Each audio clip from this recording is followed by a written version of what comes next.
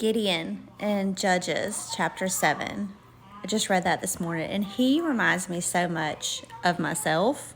And now I don't mean that I'm like this fierce warrior that goes out and defeats these armies, but his need for God's reassurance, his need for proof that God would be with him. So if you read chapter 7 in Judges, and Gideon is called to go out and defeat the Midianites. But he has this huge army that is with him. I mean, a lot of men.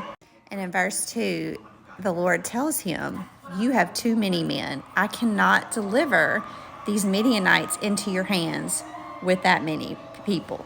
So if you read on throughout those next verses, you see that God's go through this process and we're going to eliminate so many men. And he eliminates it down to the point where he says, okay, you're going to take 300 men to defeat the Midianites. But then you see where the Midianite army, their camp is down here in this valley. And it says that there are so many of them that look like locusts, their camels cannot be counted. They're as many as the grains of sand on the seashore. So a big army.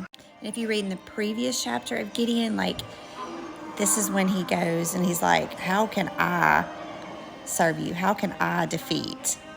And he needs reassurance. He needs proof that God says or means what he says. And you see it in the same thing here in chapter 7, where he sends him down to eavesdrop on what the Midianites are talking about, just so he can have that confirmation that, God is going to make sure that they win.